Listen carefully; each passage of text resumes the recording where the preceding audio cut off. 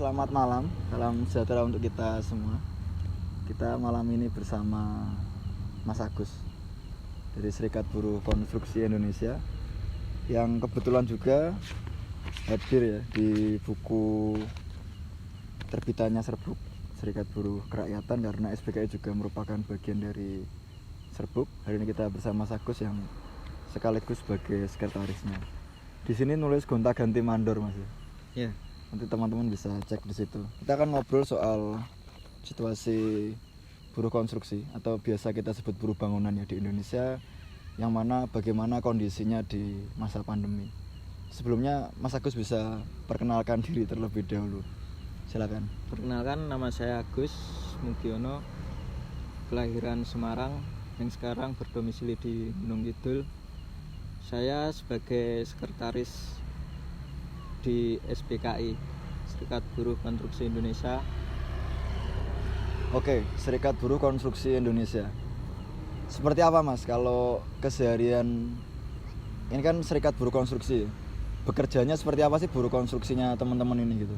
Kalau saya di bidang bangunan atau proyek, ya biasa kalau di proyek seperti bangun rumah, instalasi pipa, instalasi listrik, ngelas, dan masih banyak lagi di bidang-bidang bangunan atau bidang proyek yang biasa dikerjakan saya bersama teman-teman. Sektor informal ya? Ya, sektor informal. Apa sih yang bedain sektor informal sama formalnya ini? Kalau informal, kalau saya ini ya Mas,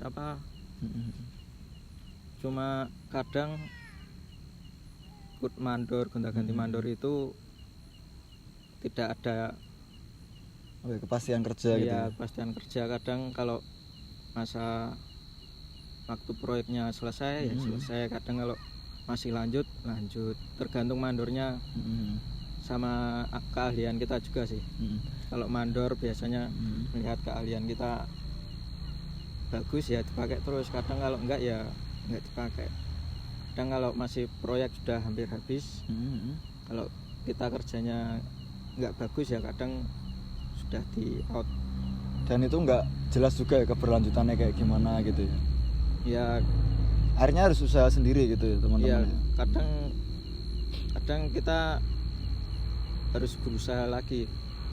Gimana caranya kalau besok proyek ini selesai, besoknya kita harus kerja lagi. Oke. Jadi kita harus punya ancang-ancang lah. Iya. Sehingga sudah selesai itu kita harus punya inisiatif cari lagi gitu. Dan itu yang bikin usahanya teman-teman di buruh konstruksi informalnya lebih keras ya daripada misalnya yang buruh formalnya ya, karena harus usaha sendiri tuh otomatis kalau untuk pengen bekerja atau melanjutkan pekerjaan lagi. Iya, kita harus berusaha keras terus kalau ingin lanjut. Kasarannya kalau orang Jawa bilang, kalau ingin dapur ngebul ya kita harus berusaha terus. Oke. Proyek selesai kita cari lagi, Oke. Dan ini juga berbarengan dengan momentum kita punya IWMD gitu ya. Kita juga tadi udah ngobrol tentang International Workers Memorial Day, itu hari mengenang para pekerja. Sangat beresiko gak sih, Mas, bekerja di sektor informal buruh konstruksi gitu? Kalau di tempat khususnya di konstruksi itu sangat riskan, dalam artian kecelakaan kerja itu pasti banyak. Oke. Kalau tidak ada K3-nya itu Iya, K3. pasti banyak kejadian kecelakaan kerja itu banyak sekali di sektor kita itu. Dan karena sektor informal, penanganannya juga boleh dibilang bisa sangat rentan juga ya, artinya dari pemerintah, dari pemberi kerja kayak gitu. Dari pemerintah kadang acuh, kadang mandor. Kalau ya kasarannya kita baru kenal mandor, itu kadang mandor juga nggak mau tanggung jawab. Kadang kita berusaha sendiri untuk cari obat, cuman ya intinya nggak ada tanggung jawab lah, kecuali kalau kita itu aja, kalau kita udah kenal mandor udah cukup lama gitu, kadang masih bisa bisa komunikasi dibantu, gitu masih ya. bisa dibantu sama mandor. Tapi kalau baru kenal mandor, kadang kalau kita kenal sama mandornya terlalu pelit. Itu kadang ada kecelakaan kerja di apa nggak ada tanggung jawabnya, kan tinggal kita nggak mau tanggung jawab. Dan selama ini teman-teman ketika ada kasus kecelakaan kerja gitu, itu gimana itu menyikapinya? Kalau saya sendiri yang waktu ngalamin, walaupun kecelakaan kerja sekecil apapun, saya langsung minta tanggung jawab. Sama mandor. Kalau nggak ada mandor, langsung mandor nggak mau tahu, saya langsung datang sama pemborongnya.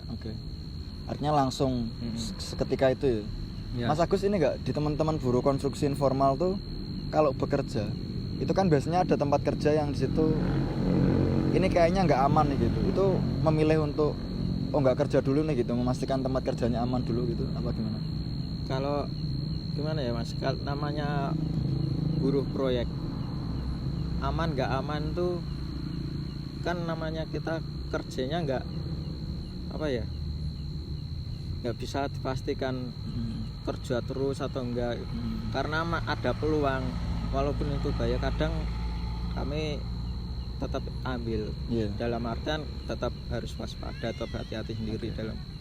Dalam artian kita itu tetap hati-hati gitu, walaupun tempat itu berbahaya. Dan kawan-kawan sangat memperjuangkan itu ya, keselamatan dan kesehatan kerja. Keselamatan dan kesehatan itu selalu diperjuangkan. Kaitannya dengan K3 tadi. Terus ketika kita ngomong situasi kerja juga kan hari ini sebutlah masa pandemi. Gimana sih di masa pandemi ini teman-teman di SBKI atau Serikat Buruh Konstruksi Indonesia? Kalau di teman-teman di SBKI itu mayoritas kan kuli bangunan Mas. Buruh proyek. Itu ya kalau di masa pandemi ada juga yang sudah nganggur atau diberhentikan dari sama mandor. Di proyeknya ya diberhentikan ya. Mandor kadang cuma pilih berapa orang aja yang bisa bekerja, yang sebagian juga diberhentikan.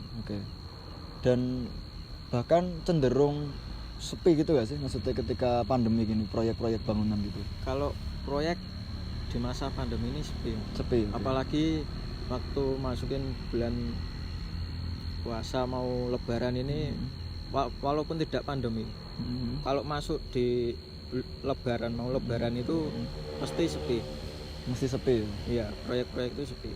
Dan itu yang juga jadi ancaman tersendiri ya sebenarnya untuk teman-teman buruh bangunan. Biasanya kalau di sektor bangunan itu pas masa-masanya waktu hampir lebaran, masuki lebaran tuh malah banyak ada pengurangan. Iya, karena kan dari pihak pemborong kan untuk mengeluarkan THR itu kan lebih sedikit. Kalau masih banyak karyawan atau buruh, masih banyak buruh kan pengeluarannya juga akan banyak. Jadi itu ya artinya di masa pandemi terutama berbarengan juga dengan menuju lebaran. Padahal itu kan sepertinya pas menuju lebaran itu kan sedang butuh banyak-banyaknya kebutuhan istilahnya. Iya, kalau masa lebaran kan biasa lah kita semua orang umum lah cari makan-makan dengan kebutuhan lah intinya. Kalau buat teman-teman buruh yang diberhentikan itu kan sama juga gimana ya, mutus kayak apa, hilang rezekinya dan kemudian juga jadi tidak bisa memenuhi kebutuhan yang mestinya didapat di lebaran itu ya gitu, yang seharusnya sudah diangan-angan untuk beli ini akhirnya pupus tuh. Udah nggak ada lagi. Menurut Mas Agus ya, gimana sih pemerintah dalam artian mungkin sampai Kementerian Tenaga Kerja dan lain sebagainya menyikapi buruh-buruh konstruksi di masa pandemi ini? Gimana sih sebenarnya?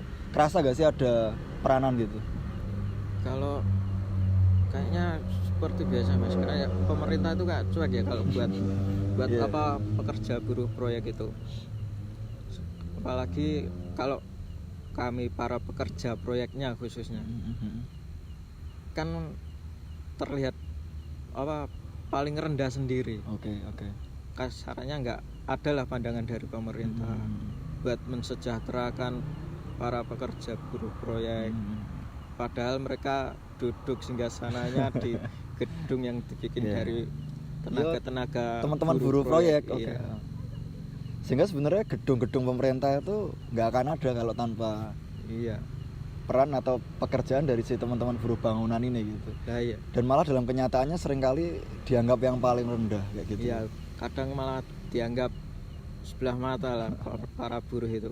Itu sehingga SBKI dalam artian bersama Serbuk tentu saja ya, itu kita memperjuangkan bahwa buruh konstruksi informal ataupun formal sekalipun ini penting untuk mendapatkan respon ya sebenarnya dari pemerintah ya. Sehingga misalnya kita ngobrol penting untuk misalnya di Jogja gitu ya, atau Jateng, di Jogja lah khususnya, itu gimana bisa memunculkan perda gitu atau peraturan gubernur yang memang spesifik ngatur soal buruh konstruksi ini, sehingga upahnya, terus kemudian jaminan kerjanya, kesehatannya, bahkan BPJS-nya misalnya bisa teroptimalkan dengan baik. Kalau di teman-teman SBKI Mas, harapannya ya sebenarnya gitu, melihat pandemi ini atau mengharapkan juga respon pemerintah ini harusnya gimana sih gitu?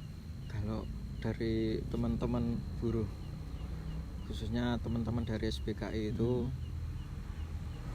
sejahterakanlah itu buruh-buruhnya itu. Kami juga ingin hidup sejahtera. Jangan pandang kami sebelah mata. Kadang memandang kami kulit bangunan itu pekerjaan rendah.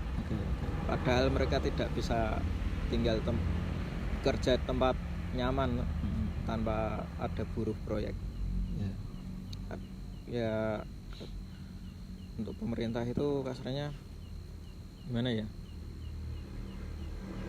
Lebih bikin kebijakan yang istilahnya ya memang tepat sasaran gitu ya di buruh tepat bangunan. sasaran lah, khususnya untuk para pekerja proyek, para buruh proyek lah.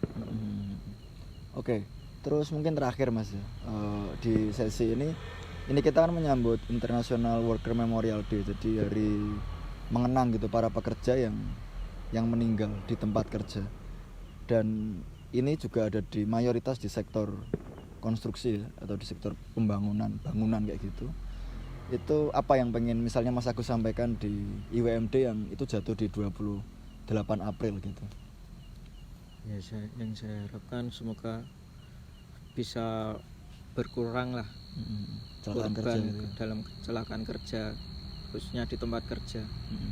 Para pemborong, para mandor sama pemilik PT itu bisa bisa mensiasati biar pekerja itu bekerja aman dan tidak menumbalkan nyawanya. Oke. Terima kasih Mas Agus atas waktunya. Ya, sama-sama. Ini kita ada di sekitar lokasi proyek ya, dan ini suara jangkrik kedengeran sekali. Kita akan berjumpa lagi nanti, tapi bahwa buruh bangunan atau buruh konstruksi wajib atau penting untuk kemudian sejahtera. Oke, hidup buruh, buruh hidup.